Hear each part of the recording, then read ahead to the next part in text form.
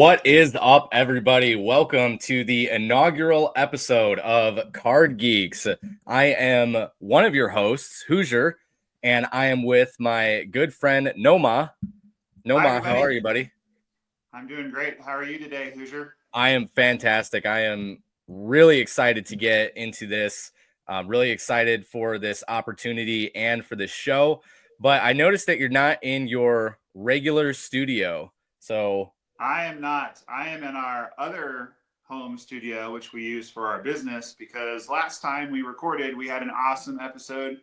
But, guys, it wasn't up to our quality standards. So we're re recording just for you. But it actually works out because the topic today is my interview with Corbin Carroll a few weeks back. But I got to see Corbin again yesterday. So we have some updates, and we're really excited to share them with you. And we're just excited for this show. We're going to be talking cards. We're going to be talking baseball. We're going to be talking new sets, new products. We're going to be giving you guys inside scoops on our channels, what it's like to be a content creator. It's just going to be a really fun show. And if you like Hoosier, you're probably going to like me. If you like me, you're probably going to like him. Probably some of you are already subscribed to both of our channels, but if you're not, whichever one of us you're watching the show on, watch it to the end and then pop over to the other one. We'll leave links in the description for both of our channels. Make sure to like, comment, subscribe. It really helps us out. But I'm so excited for this little opportunity to cross-pollinate with you, buddy. I've been a big fan of your channel since before I had my channel, and you are actually a big part of the inspiration to do my channel. So I'm just absolutely thrilled that you agreed to do this show with me, and I'm excited about it. yeah, I really appreciate that. I'm super humbled, to have this opportunity, like you said, and I'm really excited to kind of show our audience a little bit behind the scenes of what goes on in collecting, and like you said, talk about new sets and different things like that. So For sure. let's jump right into it. I Let's do it. noticed you're looking like Sting, the wrestler, the old WWF wrestler, holding the bat there. So Yep. Well, we'll just start off with that, which is, one of the coolest things ever. that is Those that sweet. saw my Corbin Carroll interview might not have gotten a really good look at that bat, and we may or may not, but definitely do have another bat and a lot of cool memorabilia to show you guys later as we go through this interview. Yeah, I'm super excited to get to that. So, if you guys didn't know, definitely check out the video. Nomah interviewed Corbin Carroll. He was able to sit down with him and interview him, uh, open cards with him, and then also make an insane trade, a few trades. So, we're going to go ahead and get into that. But I first wanted to ask you, what was your thought process as you sat down with Corbin to interview him? You had the field in the background, sitting there with the AL Rookie of the Year superstar Corbin Carroll for the Diamondbacks. What was going through your mind? Yeah, what was going through my mind was just what a cool experience this is and what a cool guy this is. It was really, really awesome. At the age that I'm at now, and with what I do for a living, I've spent a lot of my living talking with 20 something people about their lives. So I wasn't super nervous in that respect just because of what I do. And I was also really well prepared because this was in the works for several months with the Diamondbacks. So I'd had the opportunity to write out some questions and really think about what did I want the vibe of the video to be for the viewer? How did I want him to feel? And how could I put him at ease? And obviously, so much of why the video went well was because Corbin is the person that he is, but also it felt very smooth. We had rapport really quick, and it just felt like hanging out and chatting with a friend and opening cards. So the thoughts going through my head were, this is really cool. It's going well. It was really enjoyable. The Diamondbacks gave us the opportunity to set up. They gave us a couple of different options of where we could set up. And I want to shout out Casey Wilcox at the Diamondbacks, who is an awesome guy who really facilitated this whole thing, as well as my seeing Corbin again yesterday. He's just a wonderful person. And I will also say a very busy person who really took the time to make it all happen. Yeah, that is awesome. So when you first sat down with him and you started the interview, did you ever have the slightest idea that it would result in, like going to the clubhouse, making big trades with him, or was that all just kind of on the fly on a whim? I had no idea that it would go as well as it did. I had a notion that it would be fun, and I had a notion that it would go reasonably well. And the whole impetus for this thing was to raise money for the Diamondbacks Foundation, which is a Mhm. really cool charity. Every major league team has a foundation that focuses on various things within their community. The Diamondbacks are widely known for taking that really, really seriously. They build fields all over Arizona, including in the town where I live. So my son actually played Little League ball on a Diamondbacks field that they had built through the foundation. That's awesome. And yeah, and the very tragically and sadly, the GM of the Diamondbacks, Mike Hazen, his wife passed away far too young of a brain tumor, and so they also very actively support the Ivey Brain Cancer Institute at the Barrow, which is a very well-known neurological center down in Phoenix. And they also give grants to all kinds of different charities. Corbin actually has, if you go to donate at diamondbacks.com/donate, Corbin actually has his own, I think it's called the CC7 Fund, where I Okay. believe he kind of directs the flow of that. So the notion was I saw that he collected cards. Just the YouTube algorithm is what brought you and I together, Hoosier. Right.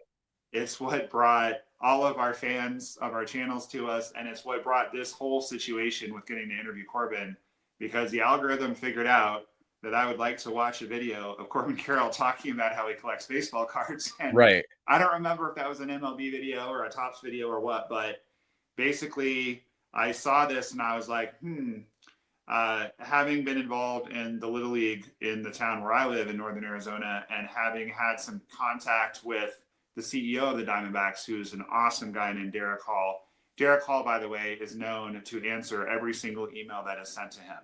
He Really? might answer it with a short answer, and he might answer it by sending you to a different person that can help you with your need, but he literally answers every single email that a fan sends.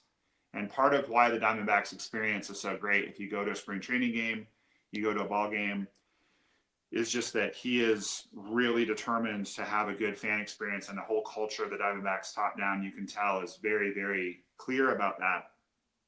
So he had very generously donated quite a few items. My wife and I did the fundraising for Sedona Little League for a long time, and he had donated a lot of items there. We also used to run a treatment center, and we actually placed one of our participants who was pretty far along in the program and working and getting ready to graduate.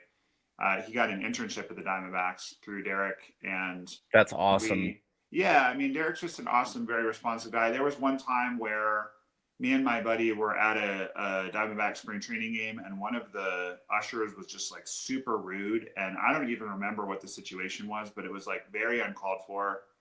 And I just shot him an email about it, not expecting anything in return, but just saying, hey, leader to leader, I would want to know if my staff were behaving this way. And I know that Right.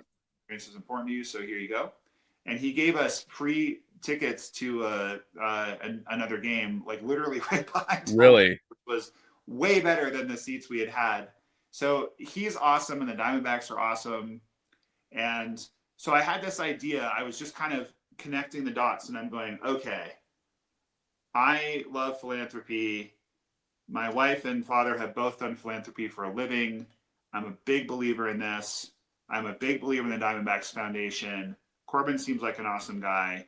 I bet that Nomah Nation would enjoy seeing me talk to him about cards. And so I just reached out and I was like, hey, if I make a donation to the foundation, do you think we could make this happen? And Derek, very on brand, responded right away. He didn't say yes right away because obviously they have to talk to Corbin, but he connected me with Casey. Casey talked to Corbin. This whole process took several months, Yeah. and it was actually their idea to do it at Salt River rather than, which is the spring training home of the Diamondbacks and Rockies. Initially, the thought was to do it over Zoom, but then they're like, well, do you just want to come down? You're only a couple hours away. So that was also unexpected and very generous. And then, like I said, they were like, well, we can do it in a conference room if you want it quieter. We can do it out here on the practice fields. We could do it up on the Esplanade and looking out on the field. And I was like, that one. I just had a feeling that would Yeah. look really cool, and I think Yeah. it came out great. I also want to mention, I put it in the pinned comment of my video, but I wanted to acknowledge my friend Mike also, who did a lot of the filming, and really it wouldn't have come out nearly as well without Mike. So props to Mike. And yeah, I was just thrilled. It couldn't have come across better. And then I had the idea to match donations in addition to what I had already given anybody who donates through the month of March to the Diamondbacks Foundation. Just email me, nomahlovesyah@gmail.com, and I'll match those donations. And then we had the idea to have Corbin. So I brought Corbin a bunch of cards of his because he PCs Right. himself. And the idea was to have him take whatever ones he wanted. And then I think it was his idea actually to sign a bunch of the ones he didn't need and give those away as a kind of a reward for people who donated more than $50. And those went very quickly. Yeah. Actually, when I saw him yesterday, he signed some more. So if you all are still interested in that, again, email me. Definitely. We've raised nearly $2,000, and I think it's gonna keep going from there. So just an opportunity to raise awareness about a great charity, and an opportunity to hang out with Corbin and get to know him a little bit. Obviously, as a baseball fan, that was a cool opportunity for me. It just kind of seemed like a win all the way around. But what I wasn't counting on was how well Corbin and I would hit it off. And it was originally supposed to be 15 minutes. The video is like 45 minutes, Yeah. but I edited it some to make it more entertaining. But we were together for an hour and a quarter. And there's actually there was a funny moment that I edited out, but where Casey came to kind of wrap it up, and Corbin told him that we were good, and because he was having fun. By then we were opening cards, and we were just having a great time.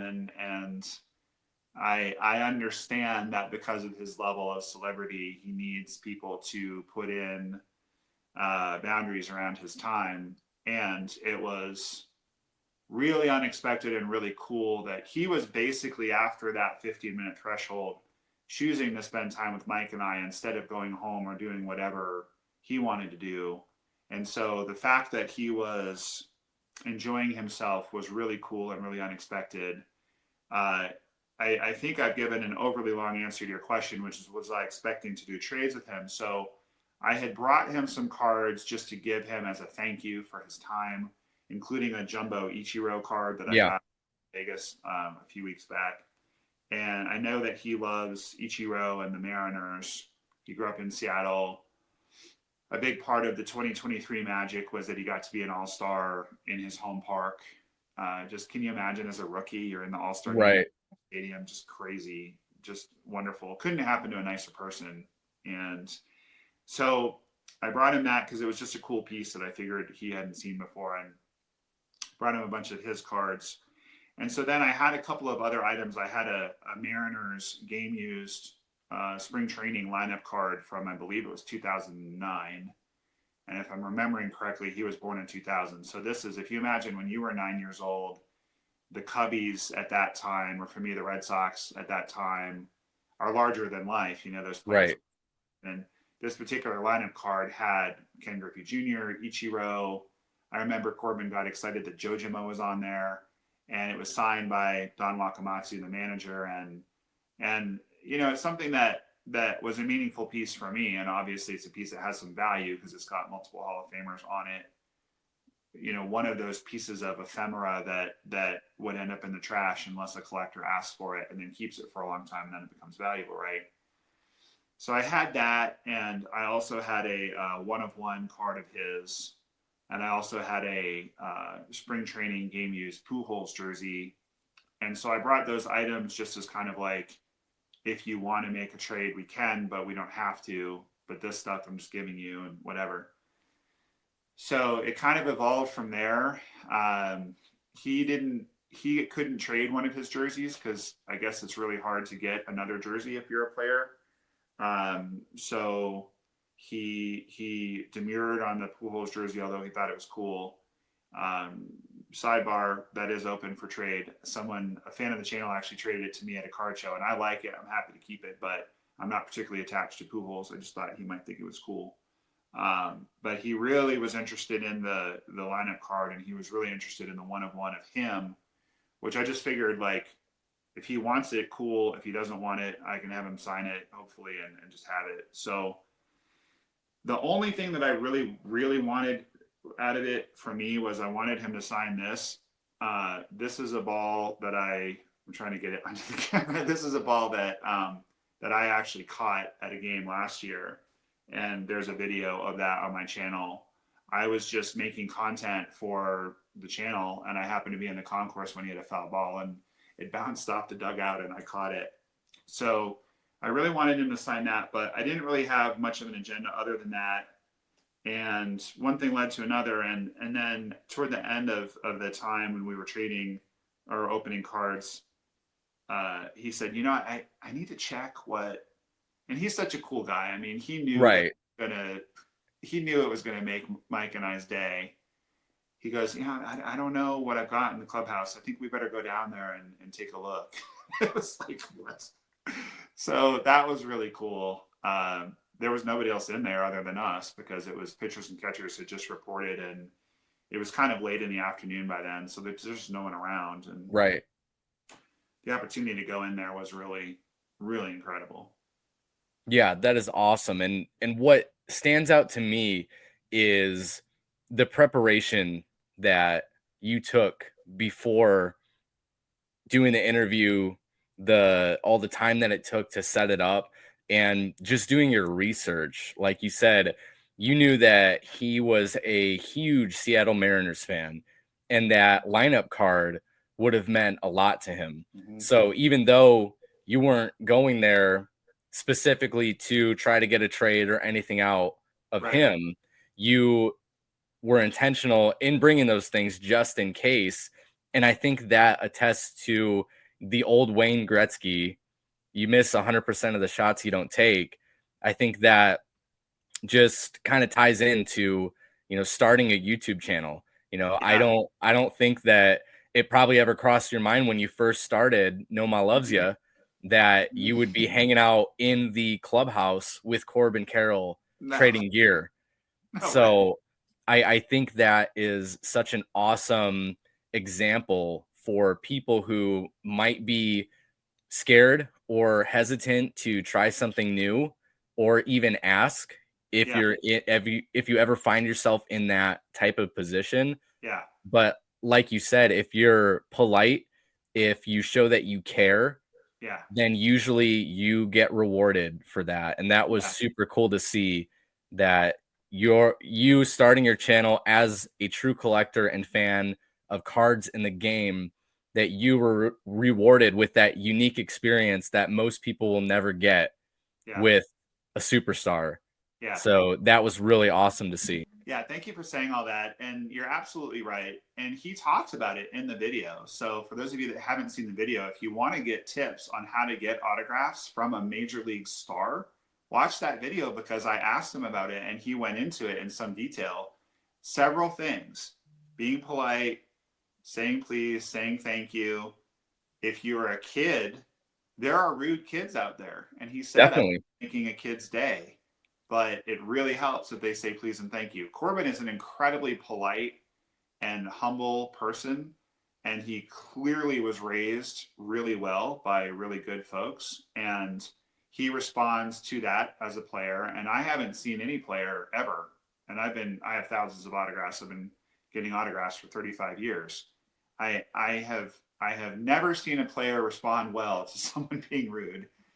Most of the time they respond well to someone being polite. Sometimes not because they're in a hyper focus or they're in a hurry or they're whatever. But he spells it out in the video, and without knowing it, I just kind of did a lot of the things that he likes. Out of adult collectors, he likes to see people who it clearly means something to them. They're not trying to sell it. It's not just another thing for them to hoard. It's something Mhm. they're going to really appreciate.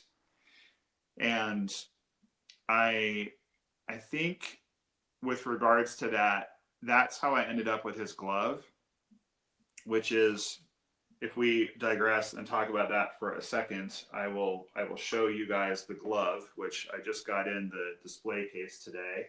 That is sweet. And sorry for the reflection there, but it looks so awesome. And by the way, just a little sidebar, I originally got a case at Michael's, which now is housing a Lego piece that my son built me years ago. That's awesome. It looks cool, but it wasn't quite up to par for this awesome of a piece. And better display cases, if you just Google better display cases, that's how I found them. They just made this beautiful case that clearly shows just a lot of pride, and the acrylic is clear, so it doesn't, we're getting reflection from the sun out of that window, but it doesn't have as much glare as the one from Michael's did. Okay. So you've got these two tiers, it's elevated. Anyway, it's just a great way to display this really, really awesome thing, this really awesome piece, if I can get the glare off. So anyway, it's this is his glove from last year. And basically, he was showing it. So when we went down to the locker room, or excuse me, the clubhouse, he took quite a bit of time just to show us a lot of his gear. And a quick digression that's kind of funny is that he was showing me his sliding mitt that he uses to protect his hand when he's playing. And if you watch the video, I just kind of like put it under my arm, not even thinking about it. Like he was showing it to me. I'm showing it to the camera, and then he's showing me something else. I just put it under my arm, and it stayed there for the rest of the time. Really? So then we're out. Mike and I are out of the stadium, like by a lot, over at our car. And I realized I've still got this thing with me, and I was like, well, I have to give this back to him. But by then I figured he was gone. I didn't want to bug Casey, and you know. There was so much going on when we were in the clubhouse that I just lost track. So at any rate, this goes back to always do the right thing. When I saw him yesterday, I returned it to him and I said, hey, I ended up with this. I don't think you meant to give it to me. If you did, cool. But if not, I want to bring it back. And he was so cool about it. He was like, I do need it because it's the only one I have. And he said, I really appreciate you bringing it back because I need it. And he said, I would just sign it for you and let you have it, but I need it. And so I think that, again, just doing the right thing, I think that only strengthens relationships and trust. But he was chagrined when I was in the clubhouse that he didn't have his new gamer because he wanted to show it to me. And I saw it yesterday when he was playing in the game, and it's cool. I mean, it's red like this one, but it's got some different styling on it, and it looks awesome. But he was upset, and that he couldn't show it to us. And so he was showing me this one, and he was like, yeah, it's just too floppy, and I've had it re-strung a couple times, and it's just kind of not, maybe I'd use it in a game, I don't know. And going back to the Wayne Gretzky thing of like, you miss 100% of the shots you don't take, we were, at that point, he had already given me a bat and felt like he needed to give me a little more for the 1-of-1 and the lineup cards. So we're trying to figure that out. And I just was like, well, I mean, would I be insane to see if that could be part of the trade? Because while it's a massive piece for me and easily the best piece in my collection, Mm-hmm. he doesn't need it anymore. He's got a new one. They use one glove a year, and it's like, who knows where it's going to go. And so I think going back to him appreciating true collectors and true passion in people, he did give it to me. And a few people were critical in the comments about that because they're like, well, what do you expect him to say when he's on camera? But I had told him earlier, if there's anything that goes on during our time together that you're not comfortable with, just tell me and I will edit it out. And he actually had said no on a jersey. So he couldn't give me a jersey because they have to go through a whole process essentially of buying the jersey from the team and getting it on back order. I'm like, so when they have their game jerseys for the year, like my understanding is they just keep those jerseys for the year. And you occasionally see guys giving jerseys away, but it's pretty rare because it's more logistically difficult for them. Whereas they have like a whole crate of bats. So if they give away a bat, Louisville Slugger sends them more bats. Okay. Not that it's disposable, but it's just much easier for them to replace.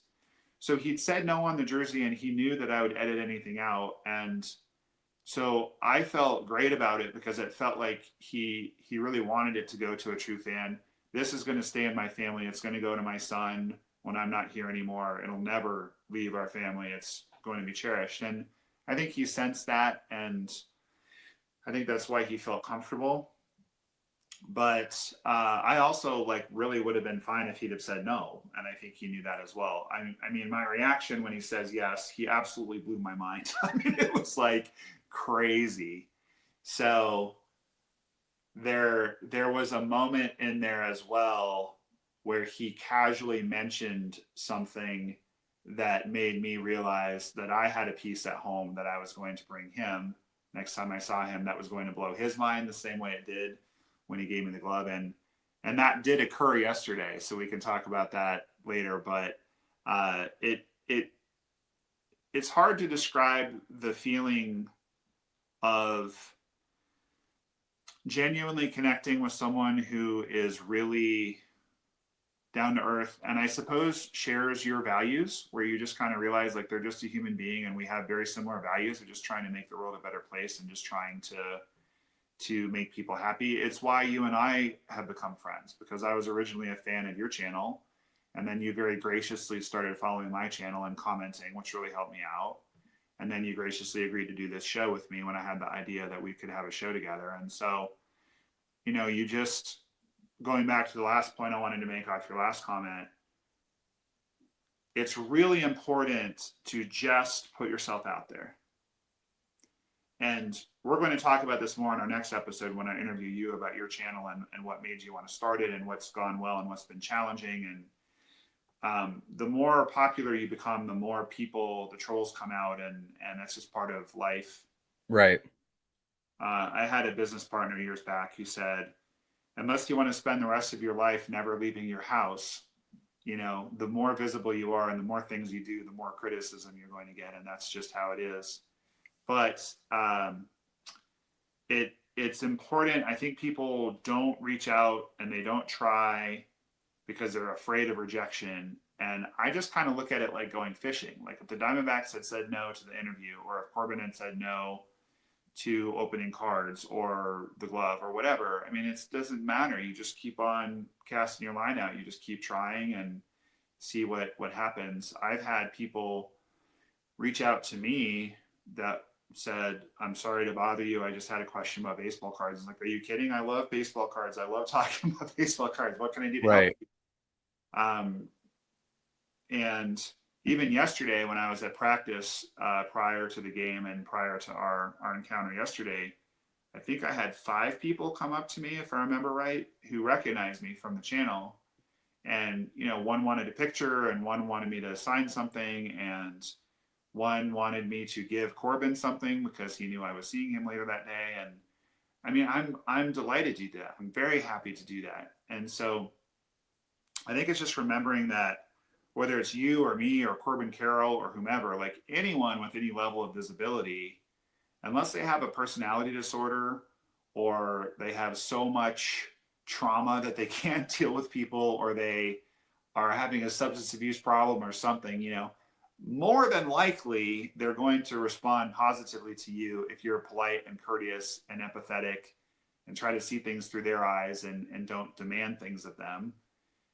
It's just human nature. Like we're not putting ourselves out there as content creators because we want to sit alone in our room cracking cards. We're doing it because we want to build a community and interact with people and try to make the world a better place. Just, you know, if somebody learns something about cards, or they feel better about their day, or they were having a bad day and they saw our enthusiasm, that's awesome. And Corbin said it in my interview with him that he loves making people stay, and he's a very giving person. So yeah, the philosopher Goethe said, I'm paraphrasing, I don't remember the exact quote, but basically, if you dream of doing something, do it.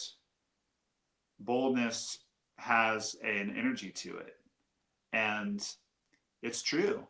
I mean, we don't need to digress and get into how we started our channels because those are for future episodes, but I know you know what I'm talking about. And anyone out there feeling a wish to start a channel, or feeling a wish to start a new job or career, or feeling a wish to reach out to their favorite player or their favorite YouTuber or whatever. I've just had experience after experience after experience in my life that shows when you approach people and you're cool, it usually goes really well. So I just, we're here to encourage people to do that. Yeah, and I think that Corbin made a really good point when you were talking about not making demands of people. Mm-hmm. And you asked him the question, is there a difference? How do you separate the, AL Rookie of the Year, Corbin Carroll, from Corbin the guy, Right. especially when you're tired? Their schedules are absolutely insane. They have people always asking for autographs. And I think that a lot of people don't realize that they don't owe the fans anything, Yeah. just being realistic. Yeah. And when Corbin said that he can tell when someone's a true fan and they're polite and he Mm-hmm. loves to work with them, Mm-hmm. I truly believe that For sure. that goes so far in Yep. treating everyone with respect, especially Yep. sports stars. They're human beings too. They're Mm-hmm. tired, they get cranky, Mm-hmm. and I feel that sometimes that we as humans expect them to be a certain way for us. For sure. But like you said, it's a two-way street. Right. And when you're respectful, you're polite, and you kind of touched on this during your follow-up video of how to get autographs. Yeah. They can tell, they know what you're about because of all the interactions that they've had with fans. Yeah. 1,000% they can tell. 1,000%. It's kind of funny, actually. I ran into, if you guys have watched any of my autograph seeking videos at spring training, you might have seen Sally, who's one of the ushers at Salt River, who I've become very friendly with over the years. And I ran into her yesterday during the game, and she didn't realize I had a YouTube channel. I said, "Why do you think I'm running around with a GoPro on my head?" And she said, "I don't know. I just thought you were like all the rest." And then she said, "But much nicer and much more polite." Right? So even the security and ushers notice your behavior, right? Right. And she has been helpful to me in getting autographs in the past.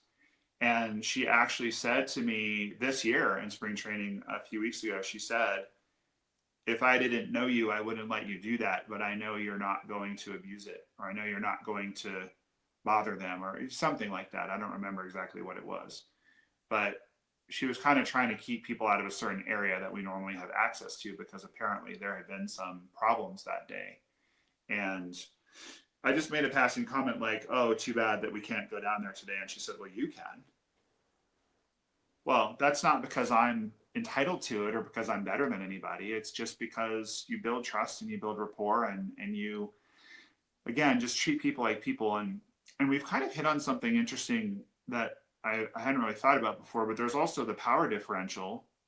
So, for example, if someone approaches you or approaches me as a fan of the channel, there's a power differential, right? Because we get to choose whether to respond or not.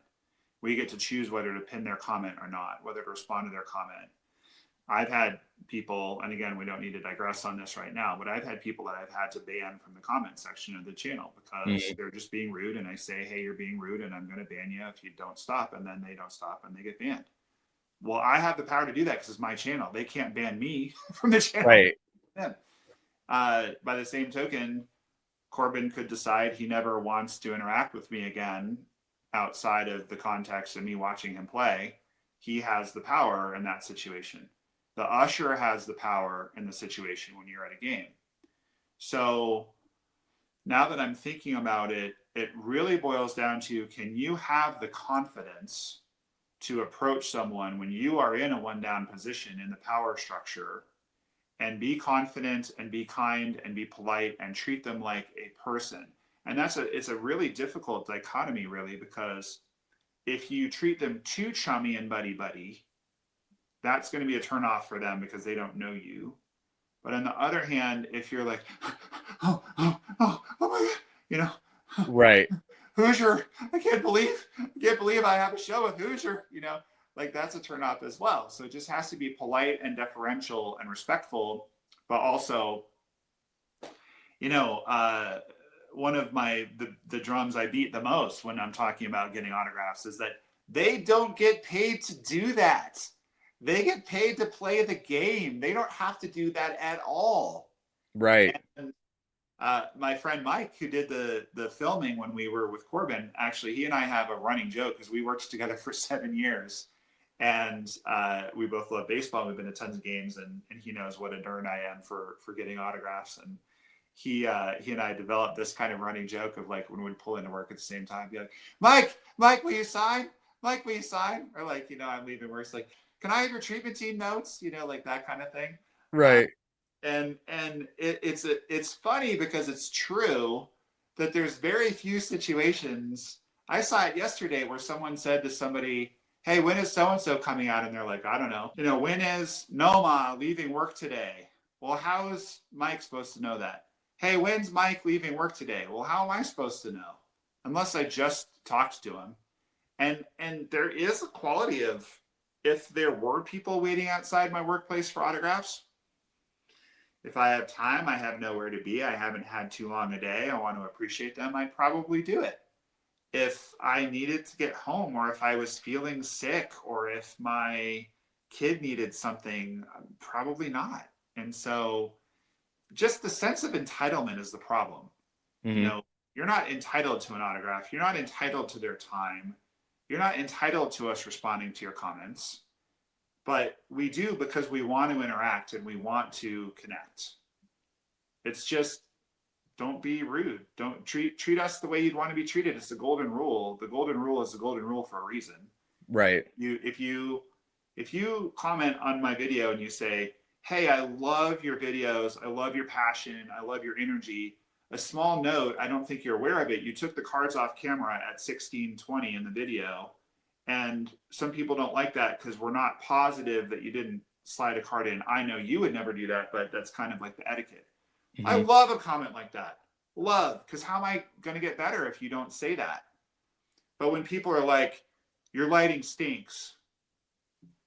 Okay. Well, do you Right. want to tell me what I could do to improve it? Or are you just, so then I'll respond and I'll say, I welcome positive feedback. I don't welcome trolls. Do you Right. have anything specific you'd like to say? And sometimes people say, oh, sorry, I didn't mean to be rude. I would suggest XYZ, and then we're great.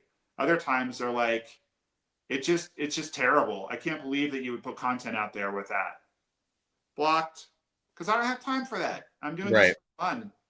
So I think the players sign autographs for fun. They want to interact. They want to be part of the fabric of the sport. They want to make someone's day. But it's not that hard to ruin it for them if you're being a jerk about it. Right. And we definitely saw that with Corbin in your interview.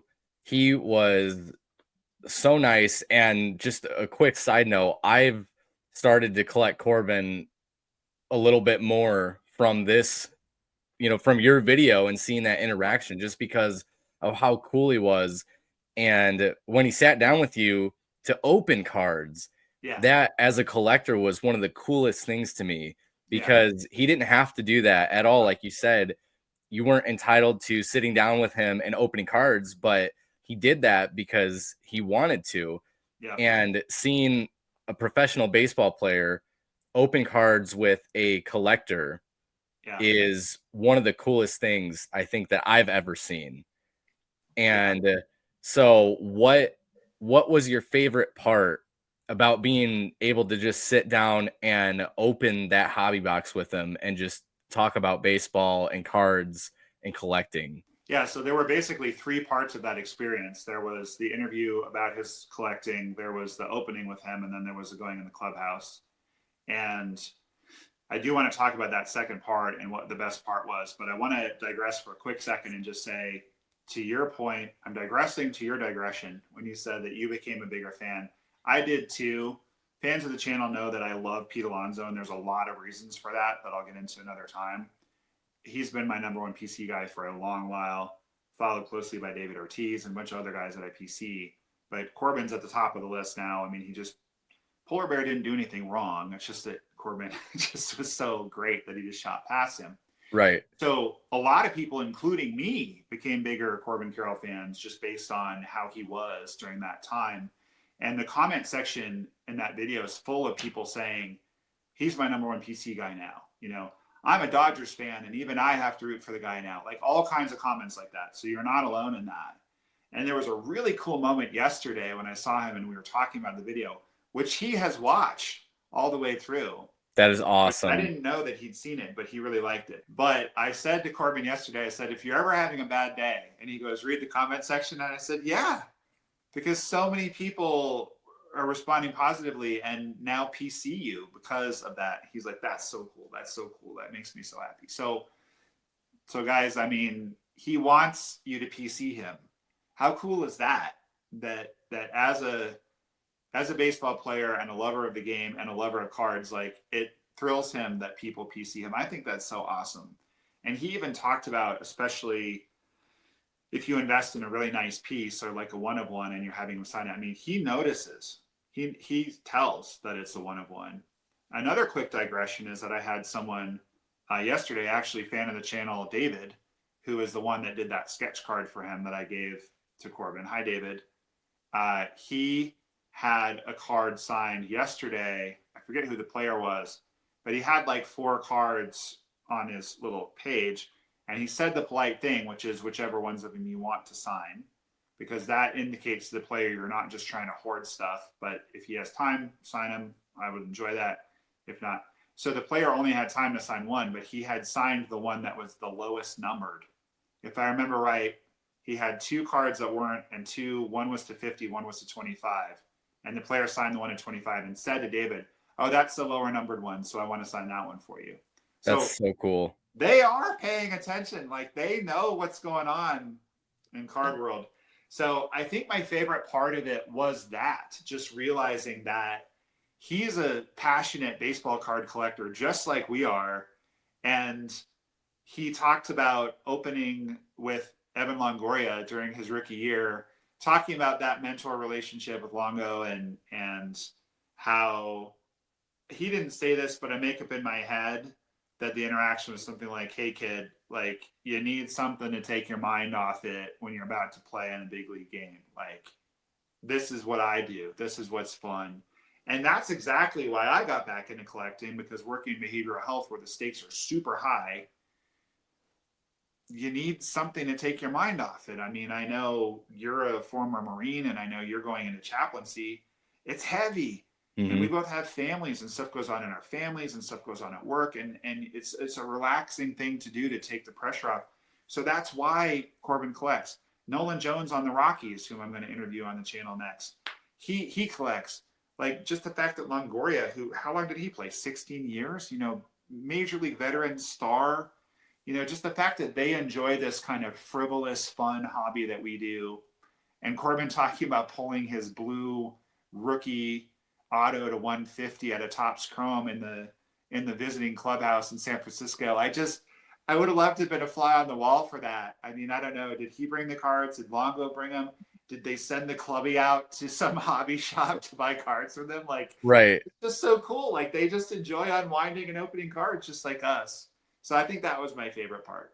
That's awesome. And I think it's so cool, especially from what I've observed just in the past 5 years, major leaguers really getting into the hobby. Mm-hmm. When I was younger, I remember that around 2009, 2010, when I first really started to get into collecting, it didn't seem like a young man's thing at the time. Yeah. Every time I went to a card show, the demographic was always guys like in their 50s to 60s to 70s. And I was usually one of the youngest people there. And I think in the same sense, players weren't as inclined or as informed of the collecting world back then. Mm-hmm. You had guys like Mike Trout, who in his rookie season, he was collecting his stuff. But now, especially with the explosion of social media, we're able to see pro players opening cards with Topps. We're able to see, like you said, Corbin in the clubhouse with Evan Longoria ripping packs. I know that Bobby Witt Jr. is a massive collector.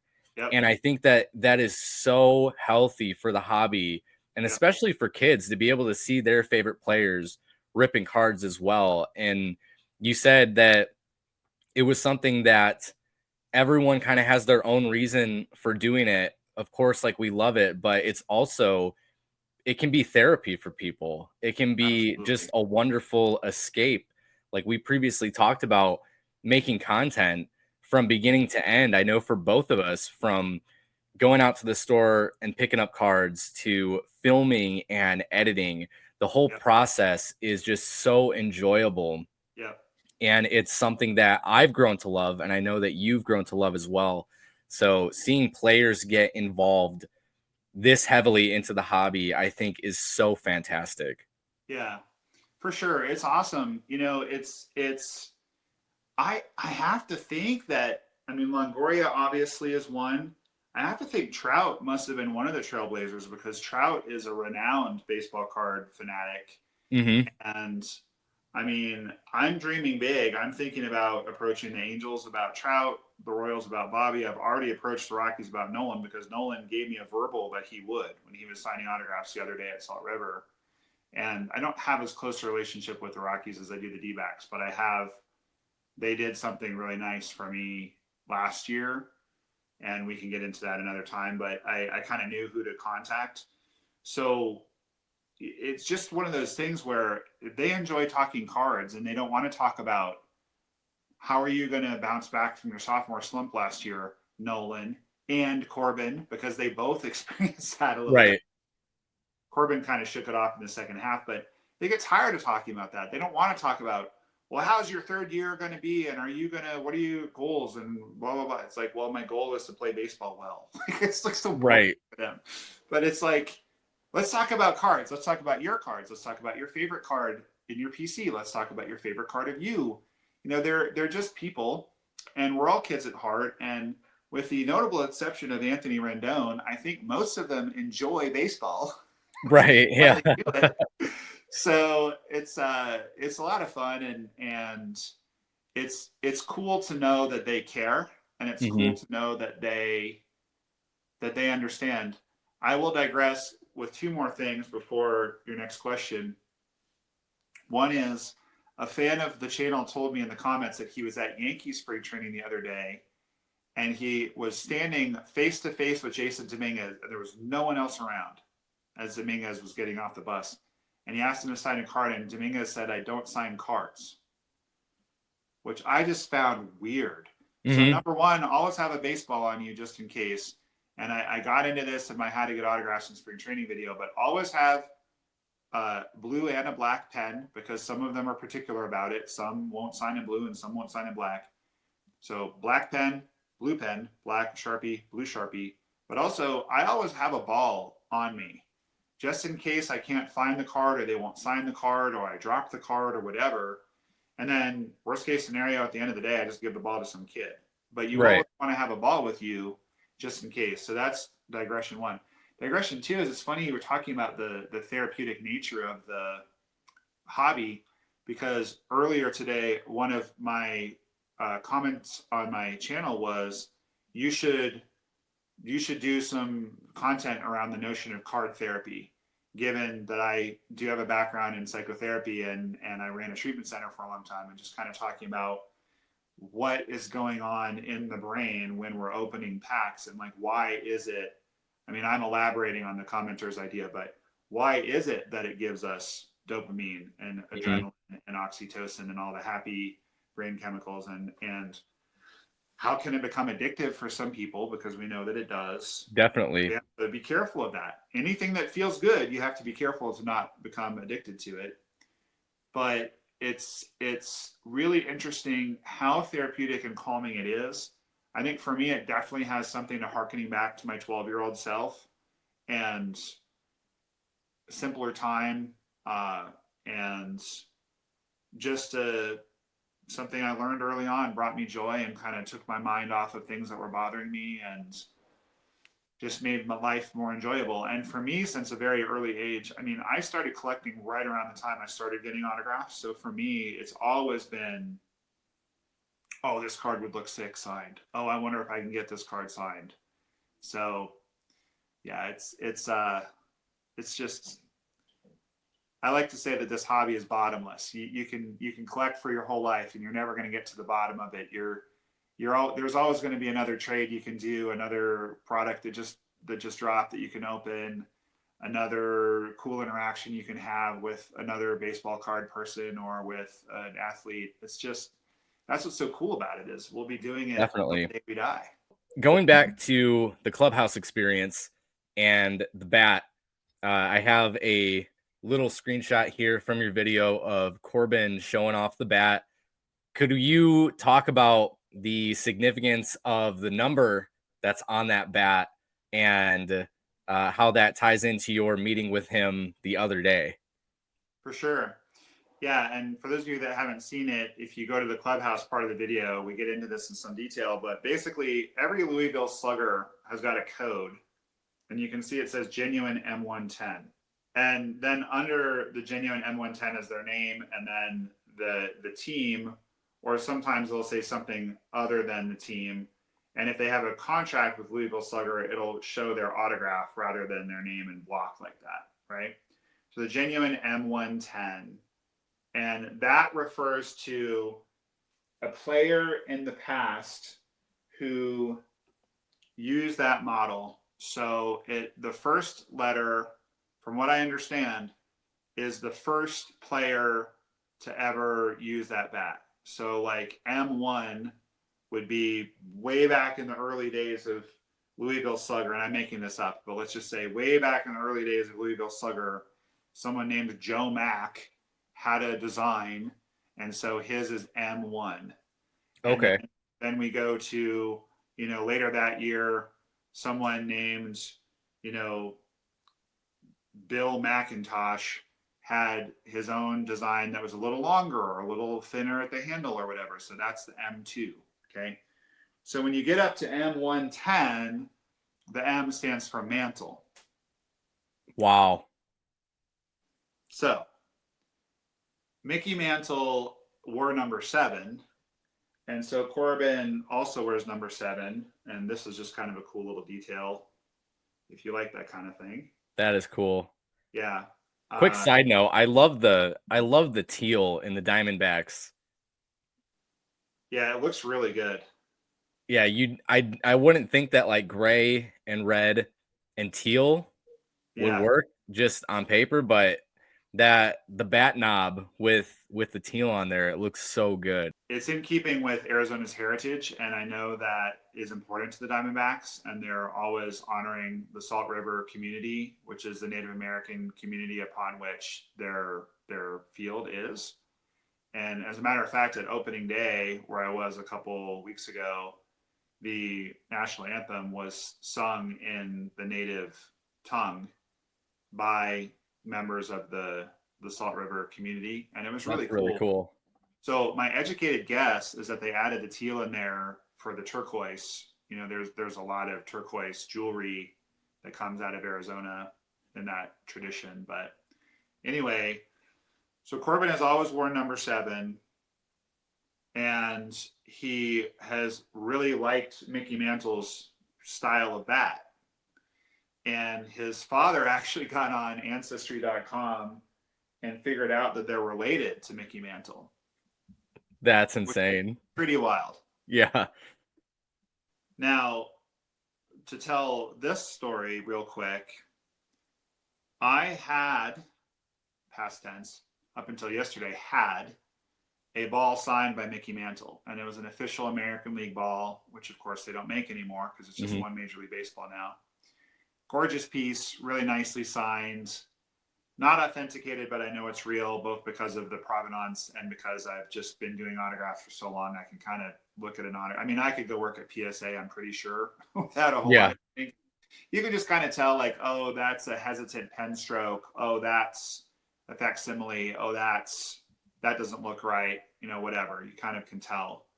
So anyway, living in a small town and living in a town with a lot of retirees, one of my neighbors had a whole bunch of signed baseballs that his brother had given him, and it occurred to me there's probably a fair number of folks in this town who have stuff that they don't really know what to do with, or they don't really want anymore, or their kids aren't going to want it when they're gone, or whatever. So I just put it out on Nextdoor. If you have any baseball stuff, let me know. So this woman reached out to me, and she had this ball that had been her father's, and her father had just passed away. And she was notably upset, as anyone would be, and really didn't know what to do with this thing. And it was like, I know it's worth something, but I don't know what it's worth. I don't want to get ripped off, etc. Now, I grew up a Red Sox fan. I grew up in Boston. My teams are the Red Sox, the Rockies, and the Diamondbacks, because those are the places I've lived in my life. If the Rockies ever actually get good and challenge the Diamondbacks, I'm going to have a problem. But Corbin and I were actually laughing about that the other day. It's not a conflict of interest because the Diamondbacks are good and the Rockies aren't. So we need to get the Monfort family out of the Rockies. But that's a whole other rant that I'll go on another time. When the Rockies and Red Sox were in the World Series a while back, I just made a decision just to be happy no matter the outcome. Right. Like kind of tearing at me a little bit. But anyway, so I'm not a Yankees fan. I have a lot of respect for Aaron Judge and Derek Jeter. I think they are tremendous people as well as tremendous athletes. They really just seem to play the right way and to respect the game and respect the fans. I've been to Yankee Stadium. I'm just a baseball fan, so I'm not like an ardent Yankee hater. I think that's a little provincial, but I'm not a Yankees fan. Like if it was a Ted Williams sign ball, you'd have to pry that out of my cold dead hands. There's no way I would ever give that up. Right. But Mickey Mantle ball was just really interesting. And when I was talking to this lady, I was kind of like, I don't really, I'm not a big Mickey Mantle guy. But I just felt, it's kind of hard to explain. I just felt, not to get preachy or weird about it, but I just felt kind of called to like help her out because I didn't want her to get taken advantage of either. So we just looked up some recent sales of a similar, really clean, beautiful white American League ball signed by him, not authenticated. And, I remember the range of price, but I don't remember exactly how much I gave her, but, gave her that much in cash. Just I wanted her to have the money to do with what she needed and to not have to worry about it. And it's hard to explain, but I just have always felt like I was the custodian of that ball. I've thought about getting it authenticated so I could sell it. I've thought about trading it.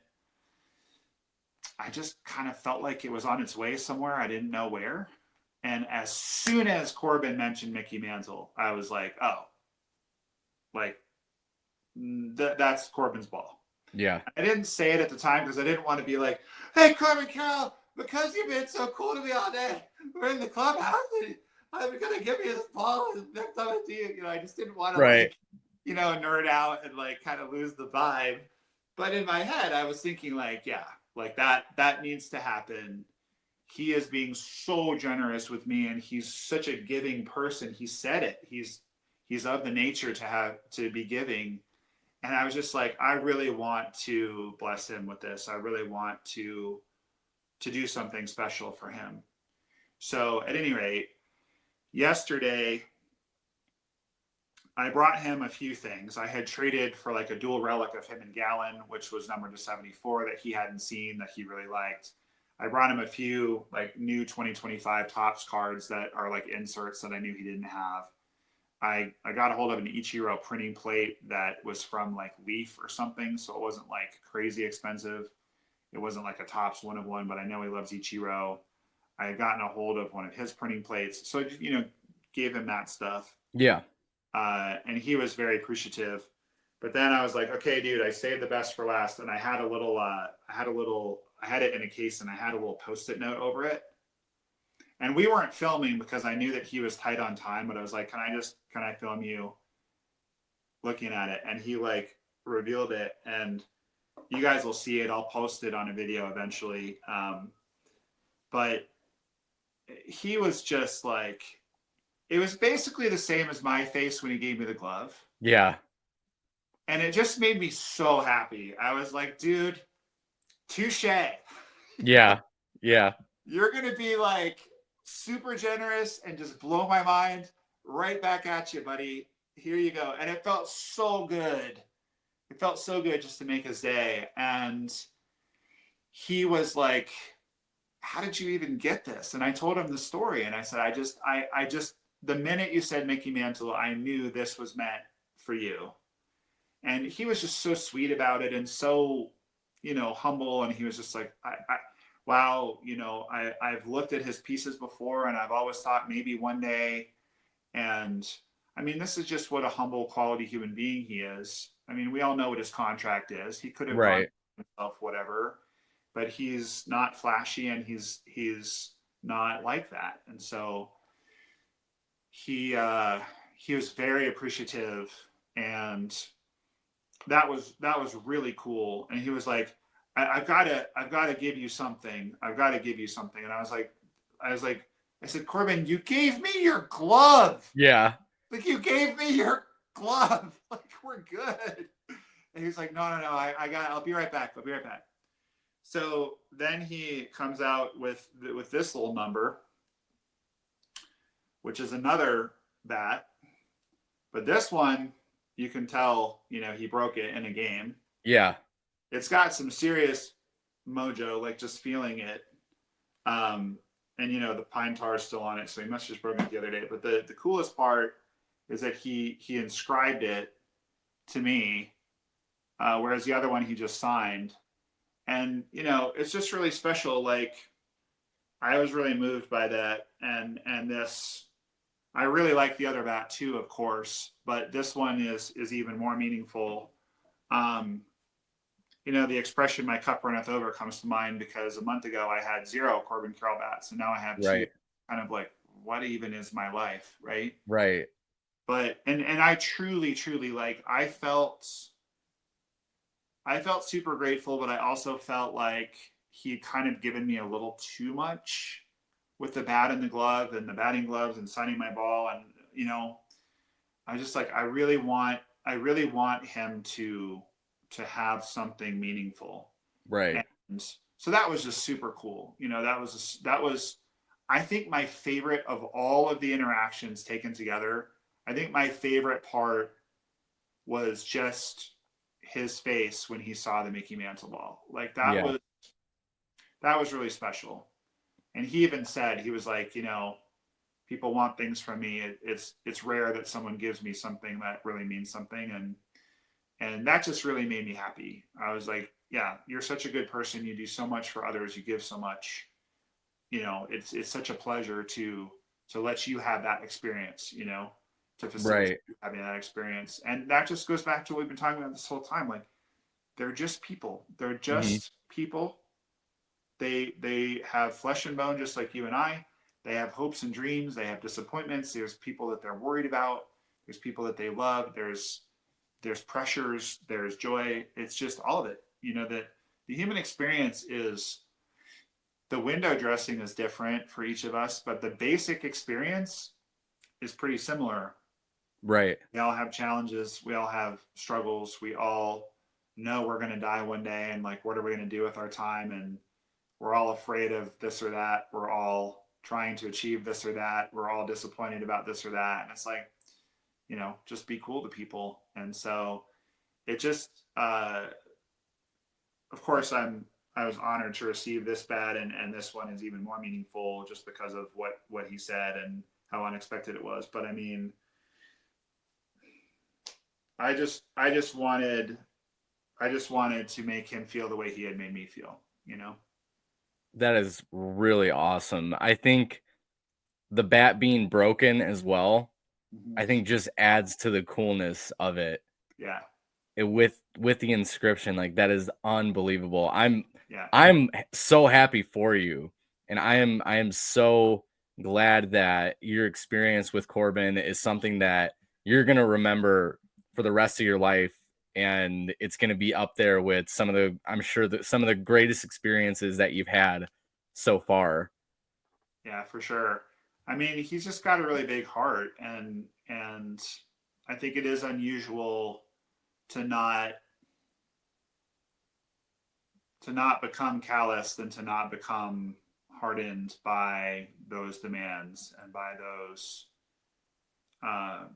We did make plans to do another interview next year in spring training, and one of the things on my mind. So now I have a whole year to prepare, right? Right. One of the things on my mind to ask him is how have you managed to stay open-hearted and big-hearted? Because I'm sure he's had people be rude to him, and I'm sure he's had people probably be mean. You know, if he was the 25th guy on the team, that wouldn't really happen. But I mean, you know, the bleacher creatures don't yell "you stink" at people who stink. They Right. yell it at the stars. Right. So I'm sure that he's had that happen, and I'm really curious, kind of what is he doing within himself. I know he practices mindfulness, as do I. We talked about that as well. I'm just curious, like, how does he keep himself calibrated and kind of exhale that negativity? Because he's a very positive person. It's obvious that Right. he doesn't welcome a lot of negativity. He doesn't hold on to a lot of negativity. And I mean, I'm twice his age, but I'm a big believer in you should learn something from someone, even if they're at a different life stage than you are, even if your circumstances are different. And it was a good reminder for me, those two interactions with him, to like stay positive. Don't let people's projections get to you. Don't let negativity get to you. Just stay you, and just don't let that stuff in, and don't be around it. Definitely. And you mentioned that Corbin had watched the video in full. Mm-hmm. Let's talk about the reception of the video. There is a certain publication that is probably the world's most notable, most famous, most legendary sports publication out there. That is the one and only Sports Illustrated. And there was a article published about your video, and we're gonna show people just the little headline here on the collectibles on sportsillustrated.com. What was your reaction to, or how did you first find out about the article? Then what was your reaction to being written about in Sports Illustrated and then also featured later on Tops? Yeah. Thank you for asking me about that, because I keep forgetting about it, because it's almost like awesome overload. It's like my brain can't tolerate, like, in addition to all of these wonderful things with raising the money and opening cards with Corbin and like all the great interactions we've had and like the memorabilia that I have been blessed with, I kind of like keep forgetting that those two things happened. Right. Appreciate you bringing it up. So a quick digression. My feeling when I saw the Sports Illustrated article was very similar to the feeling I had when I believe I was 12 or 13 and I saw myself on the cover of Sports Illustrated. And the headline is "Autograph Madness: How the Fans' Passion Has Become the Athlete's Nightmare." And I have a copy of it around here somewhere. A couple of fans keep asking me to put it up on my stage, Yeah. my Greenwell thing. So I might have to just buy another copy of it online or something. But I think it's from 88 or 89 or 90, somewhere in that. But it shows a bunch of kids at Fenway. And there's this one kid who's kind of like, ah, like, sign my card. And there's one kid who's like, ah. And then there's like a guy our age who's like in there, like, and Yeah. then the kid looking down very intently, like clearly trying to find the right card. And it's me. That is so awesome. And I remember when I saw that, I was like, Dad, I'm on the cover of Sports Illustrated. He looks like, I don't think that's you. And I like took my glasses off. I wear glasses at the time. I was like, look at the glasses. Look at that kid's glasses. Look at my glasses. It's the same, and it definitely is me. But you can only see a little part of my face. So anyway.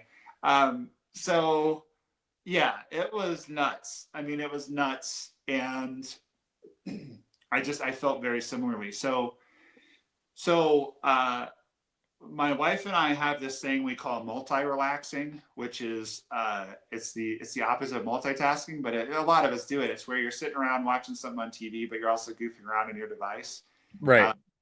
And so this is a very important part of our daily routine is multi-relaxing. And so the tops thing actually happened first. So I'll tell you about that. But both times we were on the couch in the other room with, I don't know, some Taylor Sheridan show on because he is so prolific and is the only person worth really watching because he's so good. We need to do a whole episode on that. But anyway, and so when the tops thing happened, it was a fan let me know. And I don't remember if they emailed me or said it in the comments. And by the way, guys, I do read all the comments and emails, and I think you do too, right? Yeah. Yeah. So reach out and we will respond. But I don't remember who it was, and I apologize for that, but I'm very grateful. So, someone sent me the link to this reel that Tops had put on Facebook. And we've all seen those reels that Tops does on Facebook and on YouTube where it's playing like inspiring music in the background. And it's like, he got back his very first card. And it was just Corbin talking to me about that. This guy, Mike, not to be confused with my friend Mike, different Mike, who had gotten him his 1 out of 500 Bowman draft auto. So quite possibly the first card he ever signed for Tops, presumably the first one. So that's a very meaningful card for him. That's his number 1 card in his PC. So he did talk about that during the interview, and Tops picked it up and put it on there. And so then Sports Illustrated, SI.com has got a collector's section. So I don't remember if it was the next night or a couple nights later, but when the Tops thing happened, I was like, oh my God. And my wife was like, what? It's like, no, it's good. It's good. Right. Something bad happened. And I showed her the Tops reel, and she's like, I told you this was going to blow up. I told you this video was iconic. I mean, she's been super, super supportive of the channel and of me doing this with Corbin. And she's awesome. And, you know, so she was thrilled that she knows what it means to me. She doesn't collect, but she knows what it means to me to be featured on Tops. So then the next night or a couple nights later, it was like the exact same scene. It was like Groundhog Day. Like we're just sitting there watching our show. And if it's a show I've seen before, or if it's a show that's kind of slow moving or whatever, that's usually when I'll be like optimizing videos or I'll be responding to comments or emails. Because I you know, it's easy to fall behind. And I don't mean that as a flex, but like once your channel starts to get some momentum and people realize you're going to interact with them, it's easy to fall behind. And the fans are really important to me. So I'm trying to stay on it, right? And so exact same thing happens. It's like, hey, have you seen this? Link. And I'm like, oh my God. It's the same thing. And it was like running it back to when I was told, Dad, look at this. You know, but yeah, it was crazy. It was just wild. So clearly the person who runs the collector section at SI.com keeps an eye on the Tops reels because it's referencing the reel that was referencing the interview. And then he talked about the interview. So that was super cool. That was just, I mean, I was just like, what is my life? I mean, what, how much better can it get than that? Yeah. So yeah, that was just a great feeling. And it's like, I have a friend who's in a really popular band and he likes to say nobody plays guitar in their room to play guitar in their room. Mm-hmm. And the Zen teacher part of me would kind of say, well, sure, we do things just to do them. You know, that's our practice. But he's also kind of right. Like, you know, you don't make a video and then hope one person watches it or nobody watches it. You know, you're hoping to get some subs and some views from it and just to make people's day, make their life better. So was I expecting Tops and SI to pick it up? No. Was I pretty stoked that like they noticed?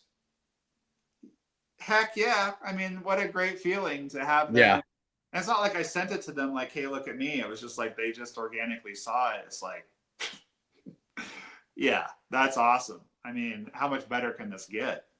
Yeah. So I want to throw this out there. I want to put this in the hobby universe. Topps has been doing a specific insert set in one of their products called Big League, and it has featured some of the most influential figures in the hobby, such as Jeff Wilson, Striker Breaks, Mama Breaks, Shy City Pools, some of the people that you and I look up to, especially for content creation. And when we first were deciding to make a channel and different things like that. So I kind of want to just get your reaction to how would you feel if Topps approached you to put you in the influencer set for Topps Big League, like a Nomah Loves Ya influencer card? I would probably just spontaneously ascend to heaven and never come Yeah, yeah. Yeah, I that would be well beyond anything that I could ever have imagined. You know, it's interesting. I kind of my life philosophy, and I'm very open about the fact that I'm in recovery, and I'm very open about the fact that I'm a therapist and I'm Mhm. and a Zen teacher, and that like mindfulness and 12 steps really saved my life. That is something I believe in, and of course, my spiritual connection that emerged through those practices. So anything I can ever do to inspire someone, and I've had people when I kind of mention it casually as I'm opening cards, oh, that guy's in recovery, I really admire him. Lucas Ursig is probably the most prominent one right now. Um, you know, I've had people say that they appreciate that I'm open about it because they need that inspiration and they need to know that it can be done. I'm kind of two minds. Like on the one level, given some of the things I've been through in my life and some of the trauma that I went through, and some of the behavior that I did in response to that trauma that was not perhaps super healthy or safe, I really shouldn't be here at all. Hmm. I shouldn't be here talking to you. And it's really because it's because of other people believing in me, you know, and seeing my potential and caring enough to try to guide me in the right direction and try to make me feel like life was worth it and like I was worth it. You know, that's what really motivates me and drives me to make a difference for other people, whether it's through the channel or whether it's through just words of encouragement or giving some kid a ball at a game or what I do for a living. My wife and I are working on a book now, and I'm also about to record some music, and like I don't know how many people those are going to reach, maybe a lot, maybe not a lot. But if I can make a difference in one person's life every day, and that is my goal. My goal is to make someone's day every day. Just make one person's day every day. That is my goal. And so there's a level on which I am very grateful and content and appreciative.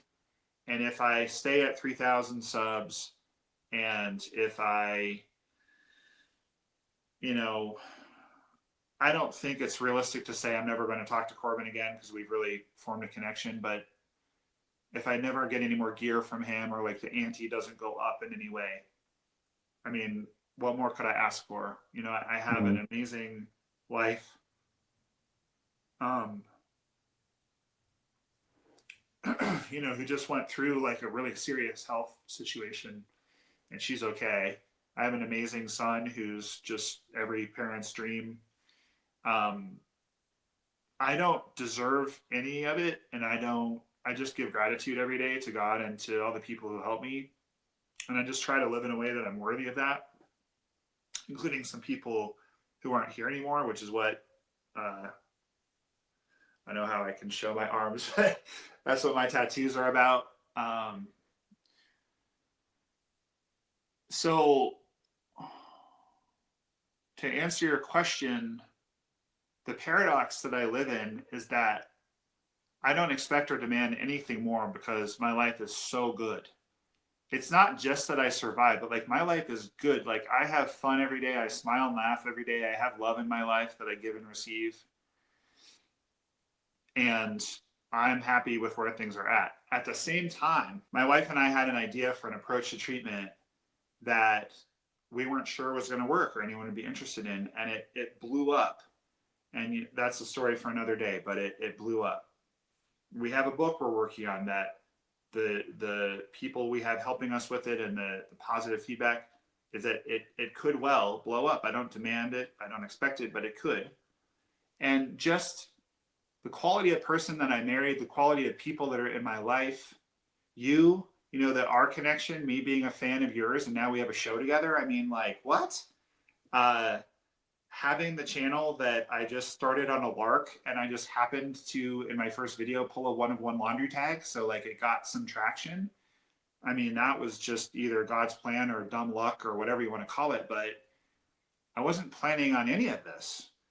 So it's an overly long answer to your question, but I hope maybe it will inspire someone. I don't put any limits on me or on God or on this life at all. So the paradox is I don't expect it and I don't demand it and I'm not going to advocate for it. However, if it happened, I would be on cloud 9 and I would be so grateful and it would be so amazing. And I'm not going to rule out a Nomah card. And by the way, we need a Hoosier card too. And maybe it'll end up being a Card Geeks card and we'll both be on there. And then people will be pursuing the dual signed autograph, you know, to 50. Right. But I just don't, I don't limit myself and I don't limit this life. And so, dude, if you told me a month ago I was going to be standing in the Diamondbacks clubhouse with Corbin Carroll and we were going to be yucking it up and he's going to be giving me his game glove from 2024, Yep. I would have And been like, this is my favorite shot from yeah, I would have been whole like, thing. Yeah. I would have been like, that sounds really amazing and awesome and cool, but I wouldn't have been able to grok it. And so there's just been so many miracles in my life and there's so many things that I could never have expected that, I mean, yeah, bring it on. I mean, let's manifest that. Let's have a Nomah influencer card. I'd be all about it. I have no idea how one goes about getting one. And I just want to say too, before we close this topic, Shy has been really nice to me in the few times I've interacted with him. Mm-hmm. Striker has been really nice. Again, we're just people. I've had a couple times where Striker is doing a live stream and I bought a super chat and asked him a question about how to build my channel. And he has answered in like quite a bit of detail, way beyond what he needs to. And he doesn't look at it like, oh, this guy's trying to compete in my space. He's looking at it like, how can I be helpful? Which I think is one of the reasons why he's so popular is that he seems like a genuinely awesome person and people like him and he's of service to the industry and to the community. Jeff is someone who, kind of going back to our earlier conversations, people dog him and people hate him, which I find so weird because he's such a positive person and his content is so good. It's like, what? Like, what? So I'm not going to get into a whole long thing with him, but I interviewed him at his shop. He didn't have to do that. He was very gracious and generous with his time. And then I followed up with him and I said, hey, can I hire you to coach me on how to grow my channel? And he's obviously very busy and very successful in multiple business interests. And he's just been helping me, but he refuses to charge. Like, and he's not one to broadcast that because he's kind of like we've been talking about. He's a humble person, but it's worth saying because people dog him and it really bothers me. Mm-hmm. I'm like, this guy's been extremely helpful and has gone out of his way to help me. And you're just slagging on the guy. Like, you don't even know him. You've never interacted with him. You don't know what he's about. It just really bothers me. So I just wanted to say on that topic that those guys very much deserve their influencer cards. You certainly deserve one. I appreciate it. If whatever powers that be determine that I'm worthy of that, I would love that. And again, it's just that balance of like, I'm super receptive to it and I'm not expecting it. and that's a hard place to live on that balance point, but that's the Right. live.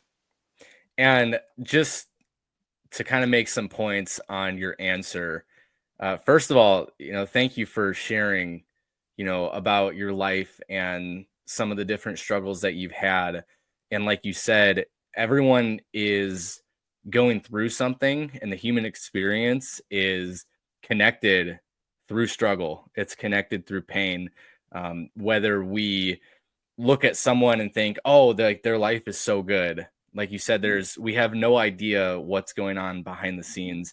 And I think that if people were to take your outlook on life and they were to apply it, then the world would be a much better place than what it is. And I can tell you 100% that you have positively affected so many people, not just in the hobby, but all around, especially with the work that you've done with your treatment center. I know we talked about it previously. I worked in a treatment center for at risk youth, specifically young men from the ages of 10 to 18. And the kind of person that you need to be to work there is just, you have to be selfless, you have to be loving and caring. And I'm just so appreciative of what you've done in that community for sure, and what your wife has done. And I'm so glad that your wife is doing well. And like I said, your impact, it transcends baseball cards. It transcends collecting. And just from going on your videos and reading the comments, you have built such a positive community, and you have built such a unique experience for people who are subscribed to you. And that is so awesome. So I just wanted to point that out and just tell you thank you for everything that you've done in and out of the hobby. Oh, thank you, man. That really means a lot, and that got in, and it means a lot. Thank you. And likewise. I mean, you have been so supportive of me as well. I mean, I mentioned those other guys, but I mean, you've been so supportive and helpful, and you served our country in the military, and now you're wanting to be a chaplain, which is just such a wonderful calling that you're following, and I feel the same way toward you. And I'm just really glad that we're friends and that we're able to do this show together. I hope that in addition to our own shows, that this show will be something that people enjoy, and that it gives them insight into the hobby, and makes them enjoy it even more, and get to know us a little better, because we're not ripping, we're just talking, and Exactly. not consciousness of us chatting as we're ripping stuff, but it's a deeper connection, and anything we can do to make the world a better place for any kids who are watching that just need models of how to be a good adult in the world, or folks our age who are watching, who just need a little relief in their day, a little stress relief. Yeah, I mean, that means the world, and that's why we're here. So yeah, thank you so much for saying all that. Absolutely. And we want to hear your guys' feedback.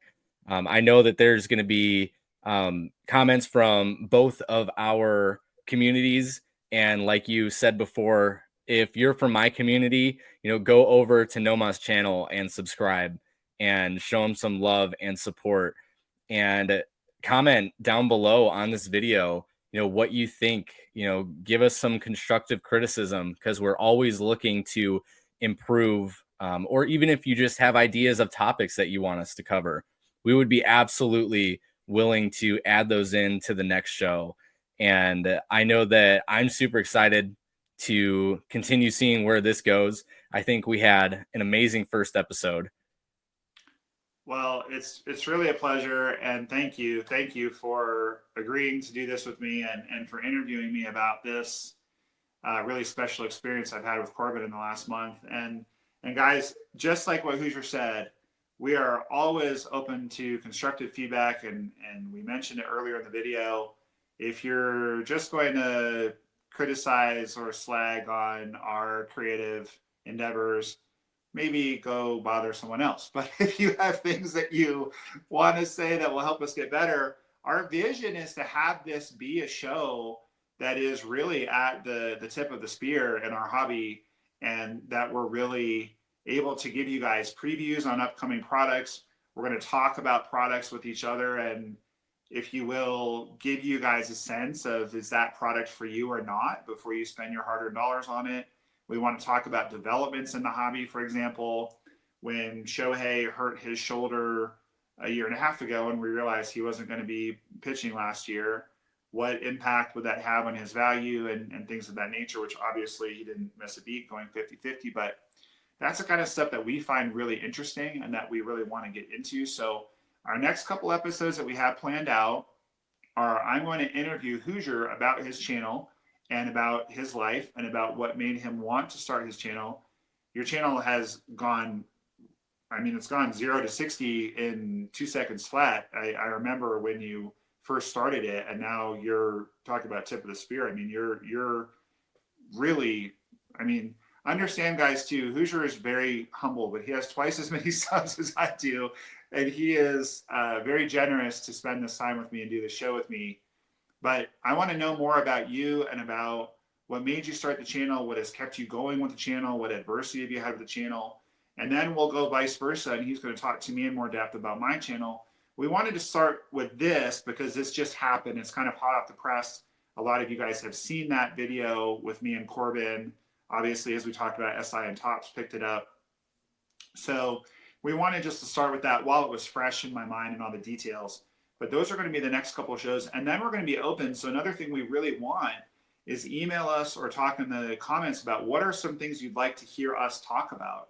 Some of you are newer to the hobby. You might want to know, well, where do you begin? How did you guys get back into the hobby, and what tips do you have? Or some of you may be interested in the release schedule for 2025 and what products are we excited about? What are some things that Topps is changing since Fanatics came in?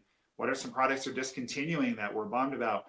We're happy to talk about all that stuff. We're here for you guys. We all share that passion for the hobby, and we just want to be part of your day and part of your week and have it be something you really enjoy. So keep your eyes peeled. For now, we're just going to post the episodes on each of our channels. We may eventually start another channel just for the Card Geeks. We are planning on being at the National as well. So we'll probably do a show live from the National, which would be super fun. And if you're going to be there, we'd love to see you and have you say hello. So we've got a few ideas in the hopper, and we need your input. So Definitely. is this show something that you guys want to see more of this, more of that, less of this, less of that? It's going to grow and evolve with you, our audience, just as our individual channels have. And so we'd be really interested. I know for me as a creator, sometimes I will think something is going to be really popular and interesting, and then it's not, and vice versa. And again, Right. we'll get more of that in our upcoming videos, kind of the nuts and bolts of running a sports card YouTube channel. But we know that it's up to you guys to have this succeed, and we also know that we want to bring you the content that you want. So please let us know what you're looking for and what you'd like to hear us talk about, get our opinions on. And we're just super excited to have this show launched. I have quite a bit of travel coming up. As I alluded to earlier in the video, my wife's health has not been good the last couple months. And that came right on the heels of us retiring from this super stressful job we had for 10 years. So we're going to go play a little bit. And Hoosier and I have a vision to be dropping this show once a week. It might take us into the summer to kind of rev up and get there. But please do keep your eyes posted and look in your feeds for now, just on our individual channels. And if you just love the show and you really want to support us, if you see it on my channel, watch it all the way to the end, like and subscribe and comment, and then go over to Hoosiers and do the same thing, because that just helps both of our channels grow. It helps the algorithm to know that you guys like the show. And yeah, we just appreciate you guys so much. We're not here without you, and just thank you so much for watching. And Hoosier, thank you again for agreeing to do the show with me. I was so delighted when you said you'd be interested in doing it, and I think we're going to have a lot of fun.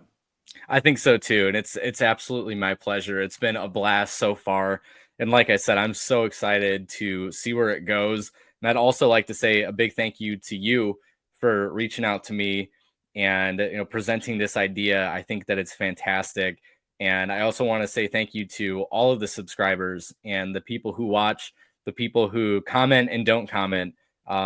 Like you said, we are just two regular guys. We're husbands, we're dads, we're just trying to have a good time collecting and interacting with the hobby community. So thank you guys so much. Thank you so much. And so we will see you guys next time. Keep your eyes out for individual content from each of us that we will keep cranking out in the meantime. But until the next episode of Card Geeks, everybody, keep on ripping.